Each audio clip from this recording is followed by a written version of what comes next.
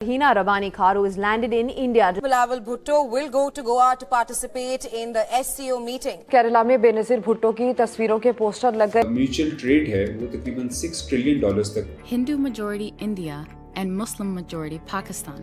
बिस्मिल्लाहिर्रहमानिर्रहीम, अस्सलामु अलैकुम। मैं हूं सलमान चीमा और आप देख रहे हैं मेरा यूट्यूब चैनल। दुनिया के नक्शे पे बज़ाहिर साथ साथ दिखाई देने वाले दो ममालिक में मीलों की दूरियां रही हैं, बल्कि यूं कहें कि पाकिस्तान और भारत हमेशा एक दूसरे के हरीफ रहे हैं। आज तक दुख्तर पाकिस्तान बेनज़ीर भुट्टो समेत पाकिस्तान के बेशुमार सियासी रहनुमा इंडिया जा चुके हैं। इंडियन वज़ीर आज़म अटल बिहारी वाजपेयी भी पाकिस्तान का दौरा कर चुके हैं, मगर पाकिस्तान की अमन के लिए की जाने वाली हर कोशिश नाकाम रही है। भारतीय सूरमाओं ने हमारी हर नेक नियति का जवाब किसी घिनौने खेल या इल्ज़ाम की सूरत में दिया है, और ख़ित्ते में अमन के लिए हमने जब भी खैर सगाली का हाथ बढ़ाया हमारा हाथ दुत्कारा गया है। अब न जाने ये दूरियां कम हो रही हैं या कोई डिप्लोमेटिक मूव है। वज़ीर ख़ारजा बिलावल भुट्टो ज़रदारी बाकायदा वफ़द के साथ भारत के शहर गोवा जा रहे हैं और शंघाई ताउन तंजीम के वज़राए ख़ारजा इजलास जो 4 और 5 मई को होने जा रहा है, इसमें शिरकत करेंगे। ये शिरकत भारत के वज़ीर ख़ारजा और शंघाई तंजीम के मौजूदा चेयरमैन एस जयशंकर की दावत पर कर रहे हैं। शंघाई ताउन तंजीम एशिया के 8 ममालिक की तंजीम है। इसमें पाकिस्तान, चीन, भारत, रूस, किर्गिस्तान समेत वस्ती एशिया के ममालिक कजाकिस्तान, ताजिकिस्तान, उज़्बेकिस्तान शामिल हैं, जो कि बाहमी शराकतदारी के लिए बनाई गई थी। और इसकी अहमियत का अंदाज़ा आप यहाँ से लगा सकते हैं कि दुनिया का 30% पैसा और 60% आबादी इन ममालिक के पास है।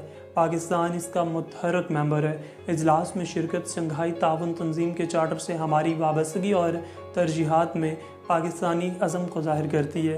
पाकिस्तान शंघाई ताउन तंजीम से देरीना वाबस्तगी से के बायस इजलास में शिरकत करता है। इस तंजीम का मौसमियाती तहफ़्फ़ुज़ के हवाले से भी चौथा वज़ारती इजलास 18 अप्रैल 2023 को ही नई दिल्ली में ऑनलाइन मुनक़्क़द हुआ था। नई दिल्ली में मुनक़्क़दा इजलास में पाकिस्तान की नुमाइंदगी वफाकी वज़ीर मौसमियाती तब्दीली शेर रहमान ने की, जहाँ पाकिस्तान ने माहौलियाती इस्तेहकाम और मौसमियाती तग़य्युर से निमटने के लिए इलाक़ाई सतह पर मुश्तरका अंदाज में काम पर जोर दिया। बिलावल भुट्टो पहले वज़ीर ख़ारजा होंगे जो 12 साल बाद भारत का दौरा करेंगे।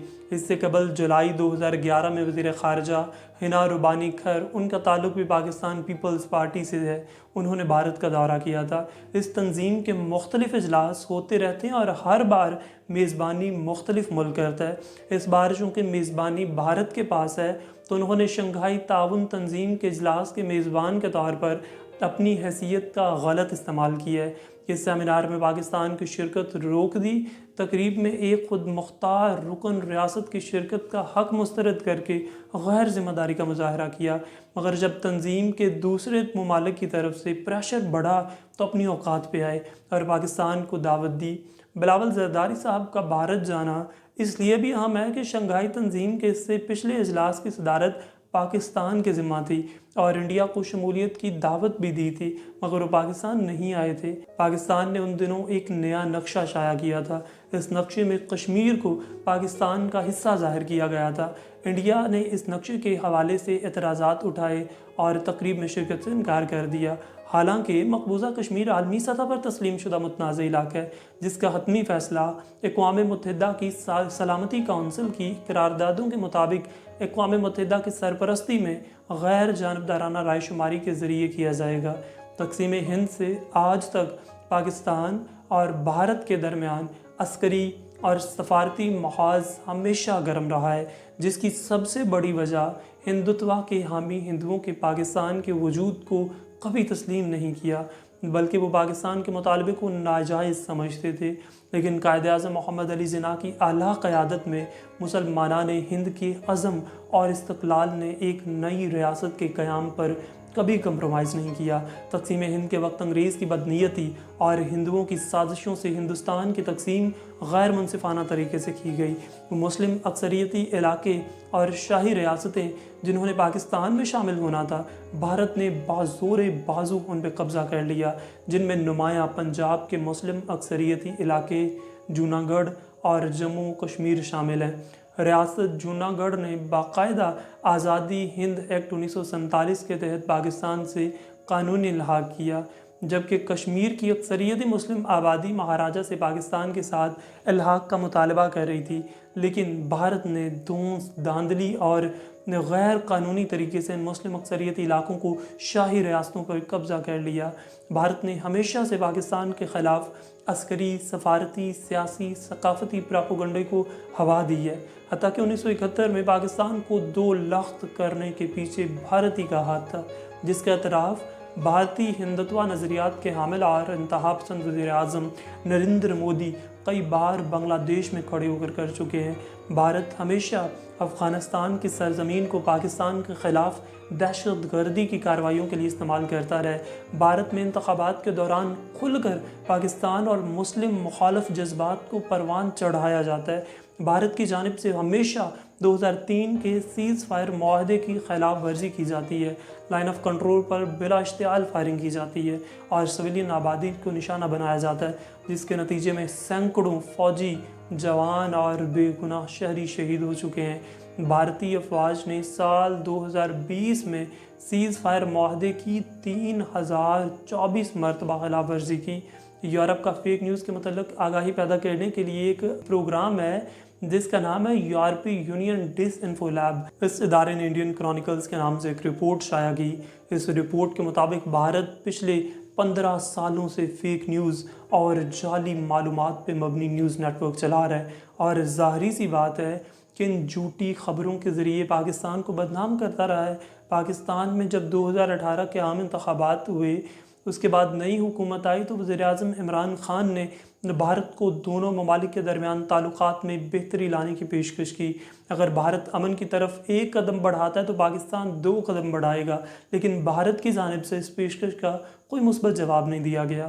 2019 کے دوران بھارت میں عام انتخابات منعقد ہونے تھے۔ ان انتخابات میں کامیابی حاصل کرنے کے لیے بھارتی حکمران جماعت نے 26 فروری 2019 کو پاکستان پر نام نہاد سرجیکل سٹرائک کا دعویٰ کر دیا، جس کا اگلے ہی روز 27 فروری کو پاکستان کی بہادر فوج اور فضائیہ نے جوابی کارروائی کرتے ہوئے پاکستانی فضائیہ کی حدود میں خلاف ورزی پر بھارتی فضائیہ کے 2 جنگی طیارے مار گرائے اور ایک بھارتی پائلٹ ابھینندن کو گرفتار کر لیا۔ اگلے ہی دن 28 فروری کو امن کو فروغ دینے اور جذبہ خیر سگالی کے تحت پاکستانی وزیر اعظم عمران خان نے قومی اسمبلی میں اعلان کیا کہ پاکستان نے بھارتی پائلٹ کو رہا کرنے کا فیصلہ کیا ہے۔ پاکستانی قیادت کی جانب سے یہ قدم دونوں ممالک کے درمیان امن کو فروغ دینے کے لیے اٹھایا گیا تھا، لیکن بھارتی قیادت کی جانب سے تعلقات میں بہتری کے لیے کوئی مثبت اشارے سامنے نہیں آئے۔ پاکستانی قیادت کی جانب سے دونوں ممالک کے مابین امن کے فروغ اور خصوصاً افغانستان میں امن و استحکام کے لیے کی جانے والی کوششوں کو پوری دنیا نے سراہا ہے۔ حالانکہ انڈیا نے جو کشمیر کی خاص اہمیت ختم کر دی تھی، اس پہ پاکستان کو بہت غصہ تھا۔ آرٹیکل 370 اور 35A کے خاتمے کے بعد ریاست میں ڈیموگرافک تبدیلیاں کرنے کے لیے لاکھوں کی تعداد میں غیر کشمیریوں کو کشمیری ڈومیسائل دے کر ان کی آباد کاری کی گئی۔ بھارت کے ان اقدامات کا پاکستانی قیادت نے بھرپور جواب دیا اور سخت اقدامات اٹھائے، جن میں خصوصاً سفارتی اور تجارتی تعلقات کو منقطع کر دیا گیا۔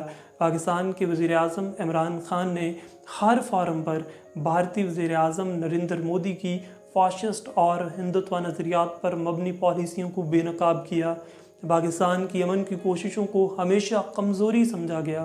ان تمام تر تاریخ اور مسائل کے ساتھ دونوں ممالک مل کر آگے بڑھنا آسان نہیں، مگر اس کے بغیر شاید گزارا بھی نہیں۔ بہرحال اب بلاول بھٹو زرداری کے اس دورے میں دونوں ملکوں کے تعلقات میں نیا موڑ ضرور آئے گا۔ سب سے اہم بات یہ ہے کہ تقریباً 10-11 سال بعد پاکستان کا کوئی رہنما بھارت جا رہا ہے، یہ خبر ہی اپنے آپ میں بہت اہم ہے۔